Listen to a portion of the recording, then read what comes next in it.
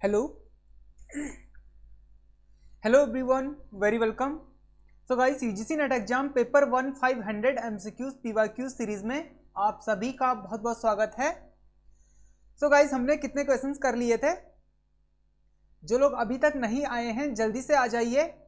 इस क्लास के कंप्लीट होते ही आप सभी को टेलीग्राम चैनल ज्वाइन करना है. देखिए डिस्क्रिप्शन पर टेलीग्राम का लिंक दिया हुआ है.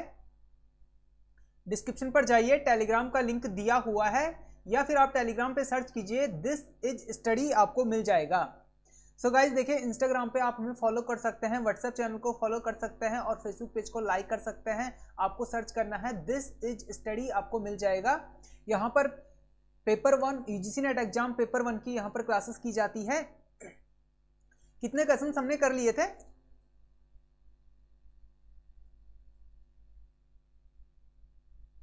गाइज देखिए, यहाँ पर इस प्लेटफॉर्म को, इस यूट्यूब चैनल को सब्सक्राइब जरूर कीजिए और साथ में बेल आइकन को प्रेस जरूर कीजिए. लाइक करना ना भूले, अपने दोस्तों में, अपने फ्रेंड्स में शेयर करना ना भूले. तो गाइज देर ना करते हुए आपकी क्लास स्टार्ट करते हैं. कितने क्वेश्चंस कर लिए थे हमने? आई थिंक 25 यानी कि 75 तक हमने कर लिए थे ना. हाँ, 75 क्वेश्चंस हमने कर लिए थे. गाइस टेलीग्राम चैनल को जरूर ज्वाइन करना है. क्लास का नोटिफिकेशन और बहुत सारी इंफॉर्मेशन टेलीग्राम पे प्रोवाइड की जाती है. सो गाइस 76वां क्वेश्चन यानी कि 76 क्वेश्चन 75 हमने कर लिया था. आज से हम 76 से स्टार्ट करेंगे. तो आपकी चमचमाती हुई स्क्रीन पर क्वेश्चन आ गया है. क्वेश्चन को पढ़िए और अपना आंसर दीजिए.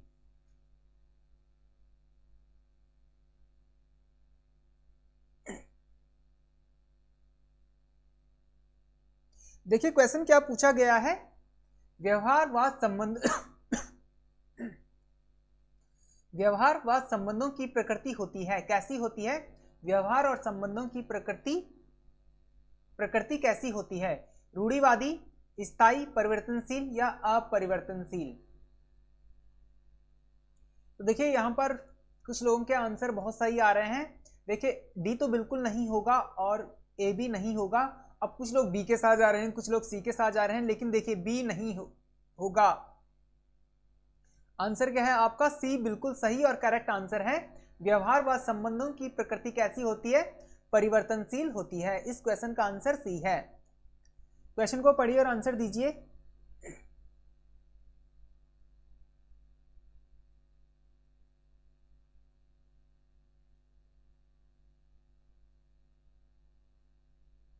देखिए वास्तविक तथ्यों के आधार पर एक आदर्श की स्थापना की जाती है. वास्तविक तथ्यों के आधार पर एक आदर्श की स्थापना की जाती है. ऑप्शन दिया गया है तुलनात्मक पद्धति में, प्रयोगात्मक पद्धति में, या विपरीत निगमन पद्धति में या फिर आदर्श विश्लेषण पद्धति में. तो देखिए अधिकतर बच्चे यहाँ पर डी के साथ जा रहे हैं, कुछ लोग यहाँ पर बी के साथ चले गए हैं. देखिए ए नहीं होगा और सी नहीं होगा, बी भी नहीं होगा. देखिए आदर्श की स्थापना की जाती है तो आदर्श विश्लेषण की पद्धति से की जाती है. आंसर क्या है आपका? डी बिल्कुल सही और सटीक आंसर है डी. इस क्वेश्चन का आंसर डी है. क्वेश्चन को पढ़िए और आंसर दीजिए.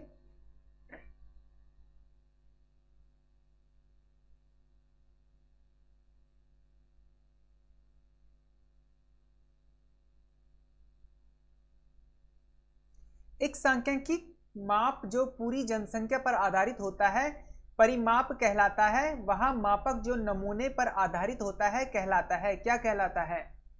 तो ऑप्शन दिया गया है नमूना, चयन, परिमाप, निष्कर्ष, सांख्यिकीय या इनमें से कोई नहीं. तो बताइए.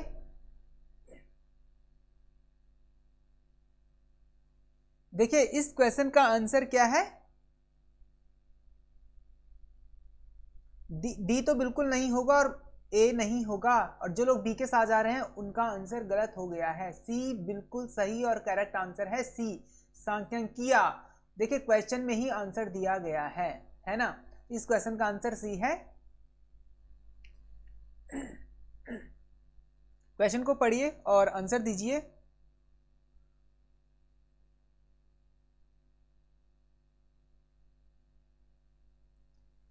नमूने के आधार पर निकाला गया सामान्य निष्कर्ष टेक्निकल भाषा में कहलाता है? क्या कहलाता है बताइए? अनुसंधान की बाह्य वैधता एवं सांख्यिकीय अनुमान, आंकड़ा विश्लेषण तथा विवेचन, परिमाप अनुमान या उपयुक्त सभी। अब देखिए सभी यहां पर अधिकतर बच्चे डी के साथ जा रहे हैं। सरकारी ऑप्शन हमेशा सही नहीं होता है, ठीक है। सी नहीं है, बी नहीं है, इस क्वेश्चन का आंसर ए है। अनुसंधान की बाह्य वैधता का सांख्यिकीय अनुमान नमूने के आधार पर निकाला गया सामान्य निष्कर्ष टेक्निकल भाषा में होता है। तो आंसर क्या है आपका? ए बिल्कुल सही और सटीक आंसर है इस क्वेश्चन का ए, ठीक है। क्वेश्चन को पढ़िए। हाँ, इस क्वेश्चन का आंसर ए है। क्वेश्चन को पढ़िए और आंसर दीजिए। गाइस, जिन लोगों ने अभी तक क्लास को लाइक नहीं किया है जल्दी से लाइक कर लीजिए और सब्सक्राइब कर लीजिए, साथ में बेल आइकन को प्रेस जरूर कर रहे हैं। अपने दोस्तों में, अपने फ्रेंड्स में भी शेयर कीजिए।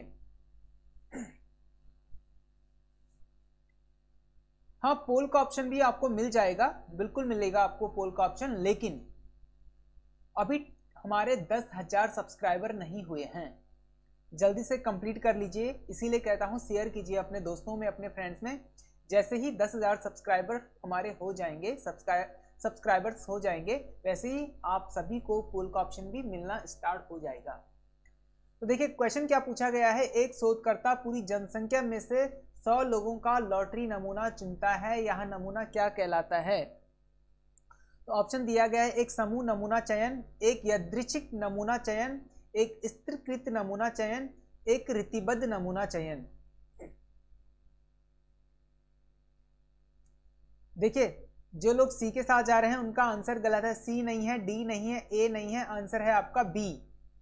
बी आपका बिल्कुल सही और करेक्ट आंसर है, बी। इस क्वेश्चन का आंसर क्या है? बी बिल्कुल सही आंसर है। क्वेश्चन को पढ़िए और आंसर दीजिए।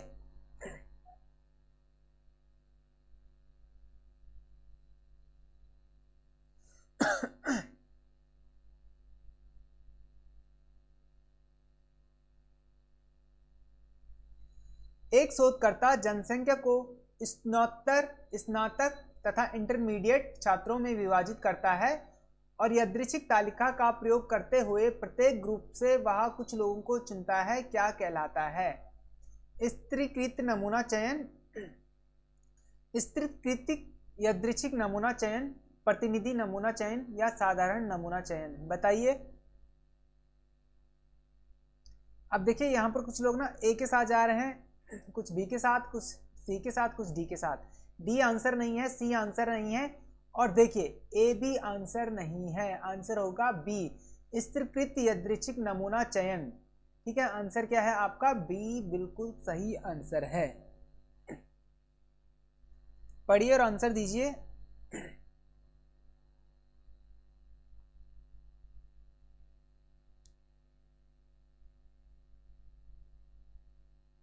पूछताछ के माध्यम से विषय वस्तु का ज्ञान प्राप्त किया जाता है।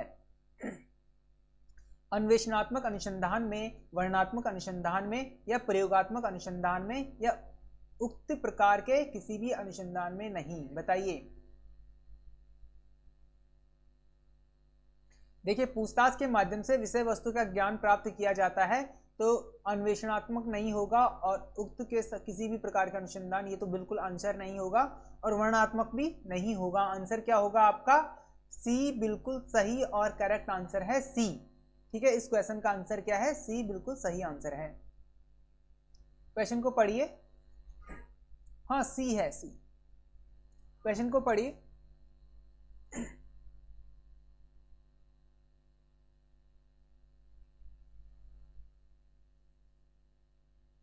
व्यक्तिक विषय पद्धति का मुख्य मंत्र है। व्यक्तिक विषय पद्धति का मुख्य मंत्र है, क्या है?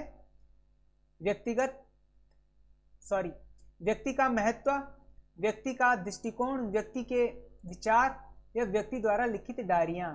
तो बताइए इस क्वेश्चन का आंसर क्या होगा? व्यक्तिक विषय पद्धति का जो मुख्य मंत्र है वो क्या होगा? व्यक्ति के विचार नहीं होगा, व्यक्ति द्वारा लिखित डायरियां भी नहीं होगा, और व्यक्ति का महत्व भी नहीं होगा, व्यक्ति का दृष्टिकोण मुख्य मंत्र है। तो आंसर क्या है आपका? बी बिल्कुल सही आंसर है इस क्वेश्चन का बी। ठीक है, क्वेश्चन को पढ़िए और आंसर दीजिए।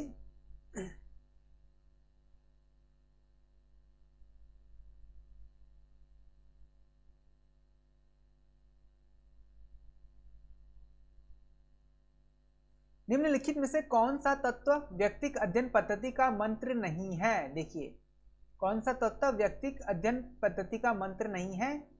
व्यक्ति द्वारा लिखित डायरियां, लिखित पत्र, जीवन इतिहास या व्यक्ति का भवन? बताइए। देखिए, आंसर क्या है? ए नहीं होगा। ए कैसे होगा? ए नहीं होगा, बी नहीं होगा, सी नहीं होगा। इस क्वेश्चन का आंसर डी है। डायरिया भी है, लिखित पत्र भी है, जीवन का इतिहास भी है। व्यक्ति का भवन व्यक्तिक अध्ययन पद्धति का मंत्र नहीं है। तो आंसर क्या है? डी बिल्कुल सही है। डी बिल्कुल सही और सटीक आंसर है। क्वेश्चन पढ़िए।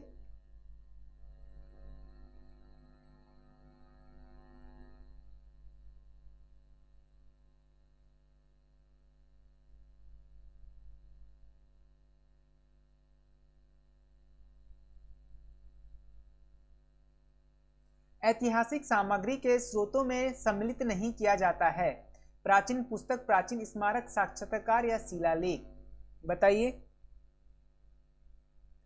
देखो, ऐतिहासिक सामग्री के स्रोतों में सम्मिलित नहीं किया जाता है। प्राचीन पुस्तक को किया जाता है, प्राचीन स्मारक को किया जाता है और शिलालेख को किया जाता है। यदि नहीं किया जाता है तो क्या? साक्षात्कार। तो आंसर क्या होगा? सी आपका इस क्वेश्चन का आंसर सी है। सी इस क्वेश्चन का आंसर है, सी।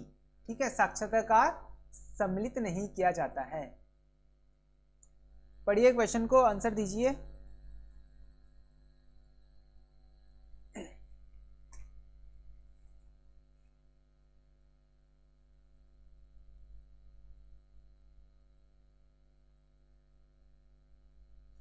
उपयुक्त उपकल्पनाओं का निर्माण किया जाता है। ऑप्शन दिया गया है अन्वेषणात्मक अनुसंधान में, वर्णनात्मक अनुसंधान में, प्रयोगात्मक अनुसंधान में या किसी भी अनुसंधान में नहीं। तो आंसर क्या होगा आपका? उपकल्पनाओं का निर्माण किया जाता है। तो वर्णनात्मक में नहीं किया जाता है, प्रयोगात्मक में नहीं किया जाता और डी बिल्कुल नहीं होगा, किसी भी अनुसंधान में नहीं। तो आंसर क्या होगा? अन्वेषणात्मक अनुसंधान में उपकल्पनाओं का निर्माण किया जाता है। ए आपका आंसर है, ए। ठीक है, ए बिल्कुल सही और करेक्ट आंसर है। क्वेश्चन को पढ़िए और आंसर दीजिए।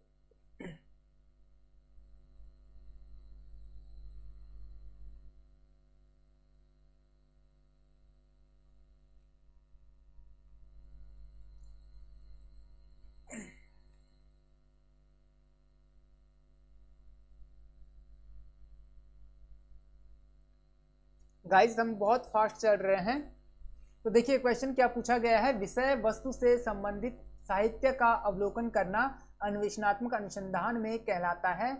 अब ऑप्शन दिए गए हैं साहित्य समीक्षा, साहित्य दर्पण, प्रासंगिक साहित्य का सर्वेक्षण या कुछ भी नहीं।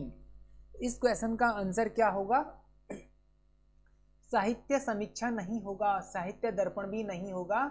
जो लोग सी के साथ गए हैं उनका आंसर बिल्कुल सही है।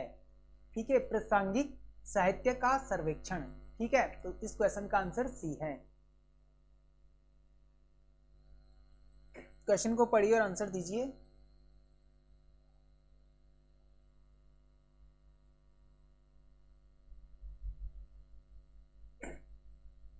अनुसंधानकर्ता उत्तरदाता को प्रभावित कर सकता है। डाक प्रणाली में, अनुसूची प्रणाली में, प्रायोगिक विधि में या साक्षात्कार विधि में? बताइए।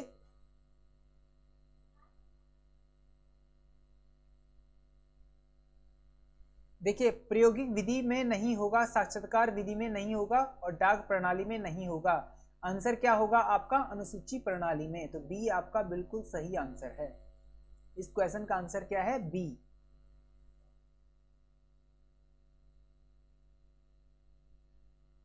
क्वेश्चन को पढ़िए और आंसर दीजिए।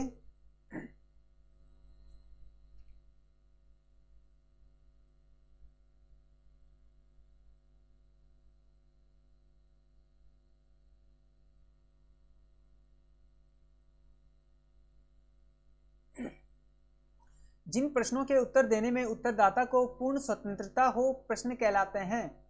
विमुक्त प्रश्न, संयोजित प्रश्न, दोहरे प्रश्न या बहुविकल्पीय प्रश्न। देखिए डी नहीं होगा, सी नहीं होगा और बी भी नहीं होगा। आंसर होगा आपका ए, विमुक्त प्रश्न। ए आपका बिल्कुल सही और करेक्ट आंसर है। ठीक है, इस क्वेश्चन का आंसर क्या है? ए। क्वेश्चन को पढ़िए।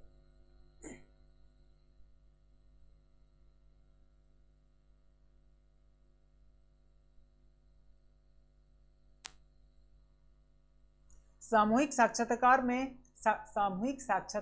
में अनुसंधानकर्ता एक बार में एक ही व्यक्ति से साक्षात्कार करता है, एक बार में ही एक से अधिक व्यक्तियों से साक्षात्कार करता है, किसी से भी साक्षात्कार नहीं करता है, राज्य में कर्मचारियों से साक्षात्कार करता है।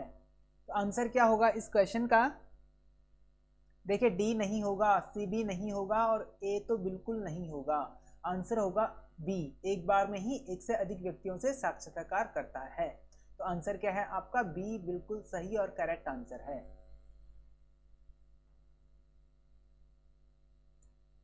क्वेश्चन को पढ़िए और आंसर दीजिए।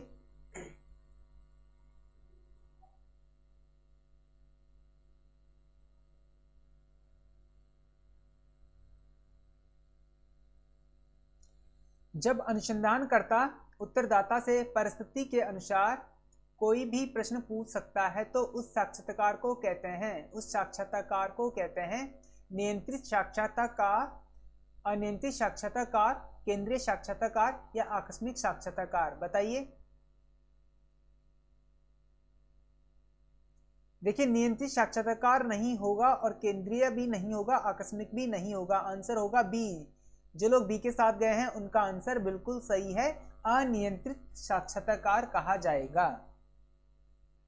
क्वेश्चन को पढ़िए।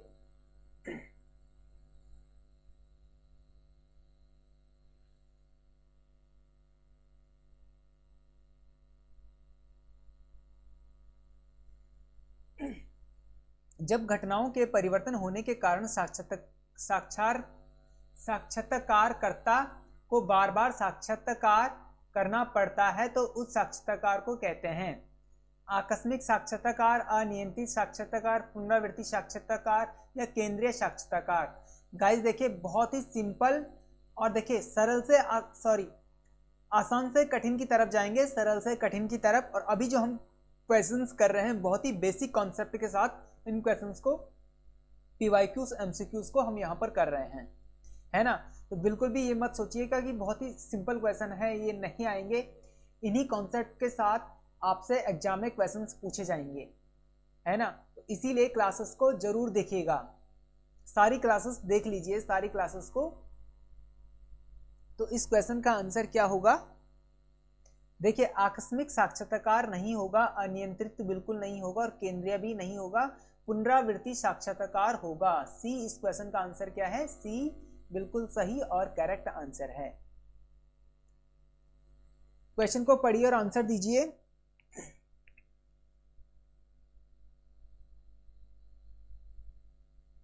अब देखिए कार्ल मार्क्स जनक हैं, किसके जनक हैं कार्ल मार्क्स? समाजवाद, व्यक्तिवाद, संघवाद या आदर्शवाद? बताइए। देखिए आदर्शवाद नहीं होगा, संघवाद नहीं होगा और व्यक्तिवाद नहीं होगा, समाजवाद के जनक हैं कार्ल मार्क्स। ठीक है, ए इस क्वेश्चन का आंसर है, याद रखिएगा। समाजवाद के जनक कौन है? कार्ल मार्क्स हैं। क्वेश्चन को पढ़िए और आंसर दीजिए।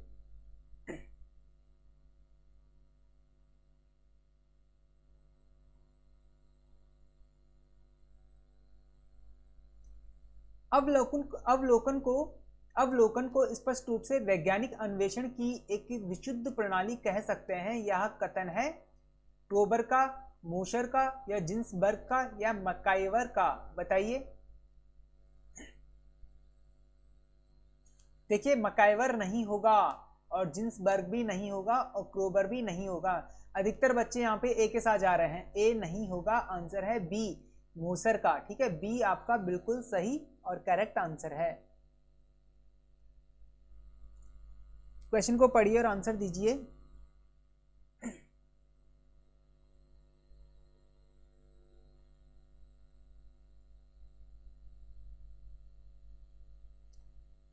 अवलोकन विधि में अनुसंधानकर्ता समस्याओं का ज्ञान, ऑप्शन दिया गया है, स्वयं जाकर प्राप्त करता है या नौकरों को भेजकर प्राप्त करता है, प्रश्नावली डाक द्वारा भेजकर करता है, उक्त में से कुछ नहीं करता है। बताइए।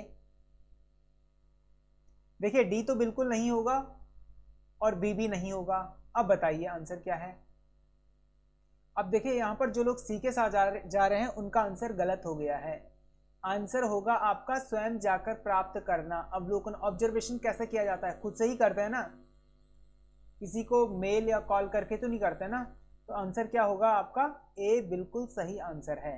इस क्वेश्चन का आंसर आपका ए है। क्वेश्चन को पढ़िए और आंसर दीजिए।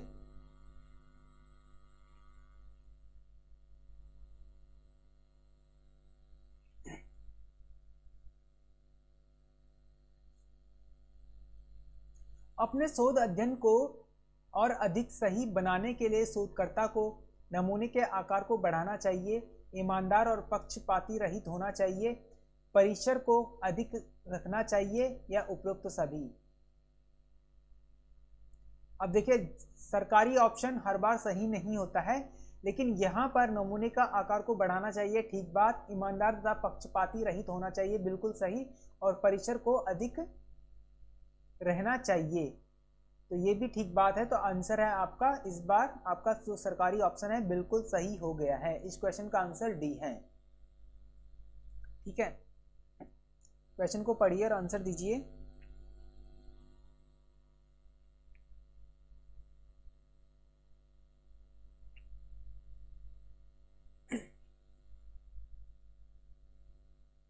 निम्न में सभी गैर नमूना त्रुटियां हैं, केवल एक को छोड़कर। मापन के दोषपूर्ण उपकरण, पैमाने, अपर्याप्त नमूना, उत्तर न देना, आधार सामग्री के संग्रह में दोष। तो बताइए। देखिए डी नहीं होगा और सी भी नहीं होगा और ए भी नहीं होगा। आंसर होगा आपका बी, अपर्याप्त नमूना। ठीक है, बी आपका बिल्कुल सही आंसर है, बी। इस क्वेश्चन का आंसर क्या है, बी। लास्ट थर्ड क्वेश्चन है गाइस, इसको पढ़िए और आंसर दीजिए।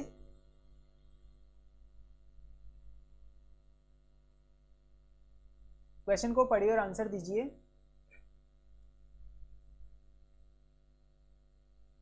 इकाइयों के अध्ययन के निष्कर्षों को निर्देशन पद्धति में लागू किया जाता है। ऑप्शन है समाज पर, समूह पर, समग्र पर या किसी पर भी नहीं। देखिए इकाइयों के अध्ययन के निष्कर्षों का निर्देशन पद्धति में जो लागू किया जाता है, ए नहीं होगा। ठीक है, और बी, डी तो बिल्कुल नहीं होगा। आंसर है आपका सी, समग्र पर। ठीक है, सी आपका आंसर है। लास्ट सेकंड क्वेश्चन है, क्वेश्चन को पढ़िए और आंसर दीजिए।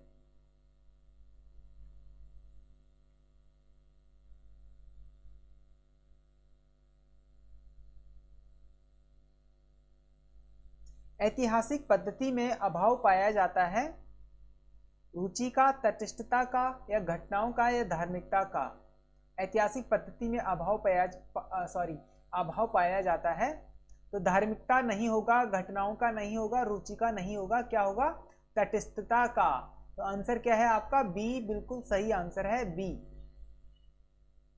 इस क्वेश्चन का आंसर बी है। क्वेश्चन को पढ़िए और आंसर दीजिए।